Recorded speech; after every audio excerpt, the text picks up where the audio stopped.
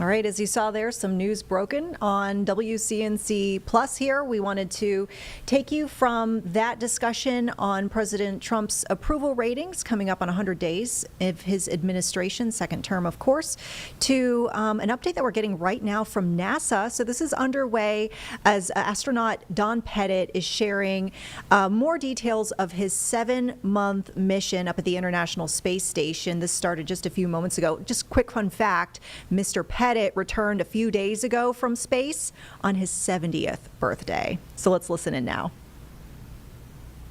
You're recovering from coming back to Earth from outer space, and how's that changed over the various missions that you've done in the past? Have you sort of adapted and learned different things as those missions have accumulated? Thank you.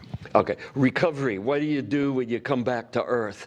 And my philosophy is you go with the flow. You do what the flight docs and the physical trainers, who are all expert, you do what they want you to do. And NASA's learned over the years how to better sort of gravity rehabilitate astronauts when they come back. And everybody has a little different feeling for what it takes to come back. Some people can roll off a shuttle flight and they're ready to go out and have a pizza dance. And someone like me, coming back to Earth has always been a significant challenge, and even with a 16-day shuttle mission, that felt about like being gone for 6 months on space station, and that's just my physiology. And you go with the flow, you do what your trainers tell you to, you do what your flight docs tell you to, and you'll pop out on the other side an Earthling once again. Another question here in the room. Yeah, hi, Eric Berger, Ars Technica. Welcome back to Earth and humidity here in Houston. I want to ask you what it feels like today coming back from space versus 2003 when you were 48 after landing in Soyuz, and then 2012, 57, and now you're 70. And it's not an ageist question. I'm just wondering, you know, as you get older, your body changes and it becomes less resilient to demanding things, and I think coming back from space after 6 or 7 months and experiencing gravity is pretty challenging, demanding. So I'm just curious, could you contrast kind of how you feel as a 70-year-old coming back from space versus a generation ago? Actually, I don't feel that much difference. I still feel like a little kid inside. And I probably act more like a little kid than a grown-up. And I've got a few creaks and groans in my body, but basically I feel the same as I did 20 years ago. And coming back to gravity is provocative, more so than leaving gravity. And it doesn't necessarily have to be that way with everybody. That's the way it is with me. And it's a learning process to get your body back in gear for gravity. And it isn't the big muscle groups, because think about it, a week ago I was on station, I was doing really heavy squats, I was doing deadlifts, I could float around with the greatest of ease, even though I had no trapeze, and I was right at the peak of my game. And then you come back to Earth and it's like, God, I can't even get up from the floor anymore. And it's humbling for one, but it isn't about the large muscle groups. It's about the little tiny muscles that everybody forgets about because they're just there and they work. But when you're in weightlessness, these muscles don't work anymore, and they take a 6-month vacation until you come back to Earth, and now all of a sudden they start groaning and talking to you. And it takes a while to get all these little muscles tuned back up to being an Earthling. And it seems to be the same now as it was, gosh, 23 years ago on my first space flight. We'll take a question now from the phone bridge. We'll go to the Associated Press with Marcia Dunn. Yes, welcome back, Don. I'm wondering, you looked a little peaked, a little limp at touchdown when they were taking you to the medical tent. What were you feeling then? Like, did you feel as bad as you looked? I'm sorry to ask. And you said you have a few creaks and groans in your body back on Earth, but what about weightlessness alleviated any creaks and groans, or what was special about space that made you even feel physically more fit than perhaps you do on Earth? Thanks. And Marcia, you've always asked good questions. I think you were there when I came back from my first flight. So you understand what it means to have jumped 20 years into the future. Creaks and groans right after landing. I didn't look too good because I didn't feel too good. I was right in the middle of emptying the contents of my stomach onto the steps of Kazakhstan, and that's my new way of explaining what I was doing. And fortunately, just the way the cameras are set up there, they're polite, and they don't have a camera shoved in your face when you're in the middle of doing that. And they cut away to give you a little bit of privacy when you're not feeling too good, because after all, nobody wants to be on camera when we're doing that. But yeah, I was not a happy camper, but it was within family of what it's like for me to come back to Mother Earth. And then I think the part two of her question, did you find that space flight alleviated any? Oh yeah, space flight. I love being in space, Marcia. It makes me feel like I'm 30 years old again. And you sleep in your bed, you wake up in the morning, your shoulder, it's like that. This neck is stiffened. And all that kind of stuff heals up because you're sleeping, you're just floating. And your body, all these little aches and pains and everything heal up. And you feel like you're 30 years old again. And free of pain, free of everything, and ready to do your mission work. So I love being on orbit. It's a great place to be for me and my physiology. Okay, we'll take another question from Andrea Leinfelder with the Houston Chronicle. Hi, welcome back. So I saw your NASA video, and I've heard from other astronauts who've just been awestruck by your passion for science of opportunity.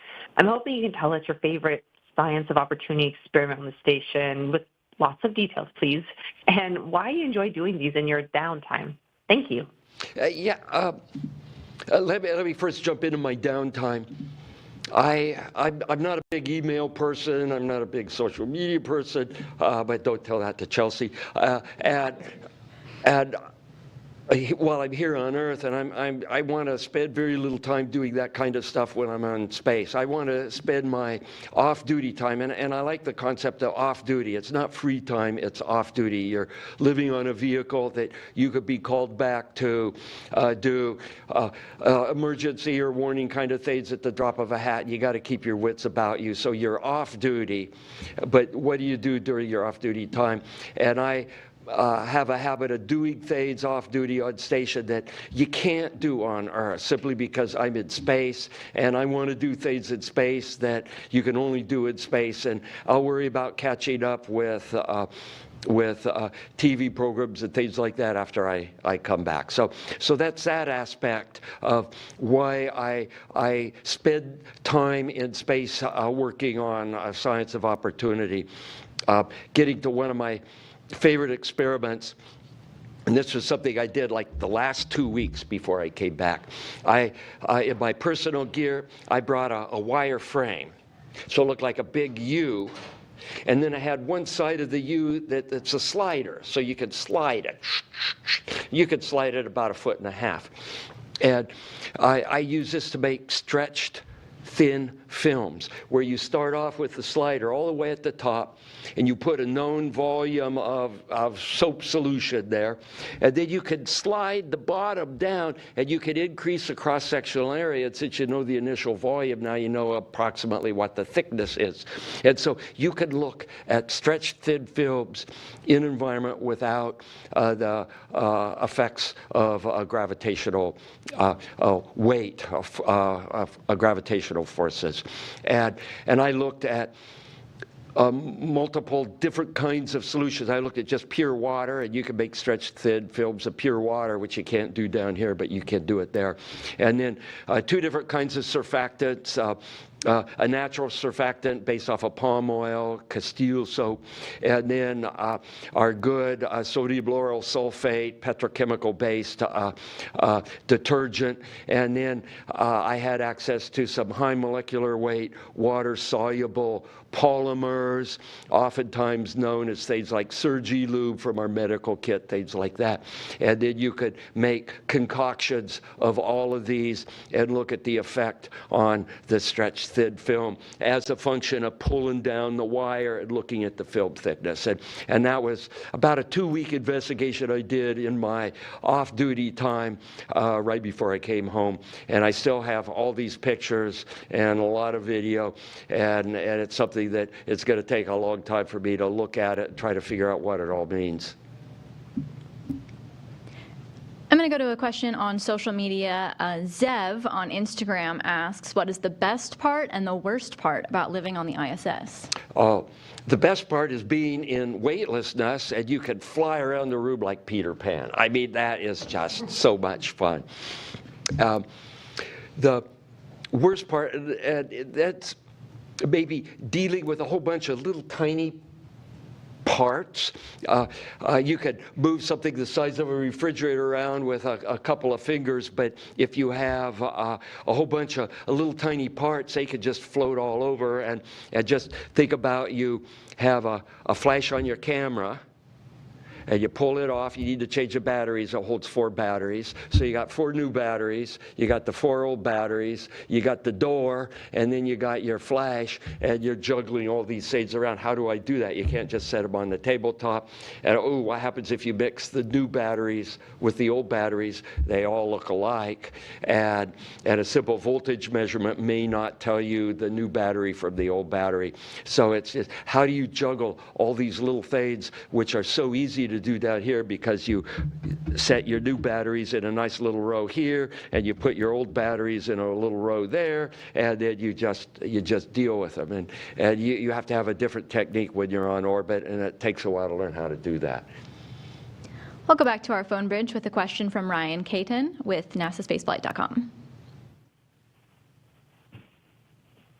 Thank you. So the ISS has grown and expanded over the last 20 years, similar to the flights that you have taken there.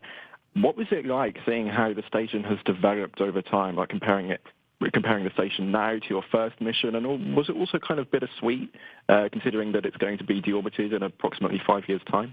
Thank you. Yeah, the first time I went to the station, it had half the crew, 1/4 the electrical power, probably 1/4 the pressurized volume, and we were still in the process of building it. So it's like living in your house when you're trying to build it, and you've got a table saw set up in the dining room and a bucket where the kitchen sink goes, but you're still trying to live there. And then, of course, you got to do a PAO event. And that's like having your boss come by for dinner when you still got the table saw set up in the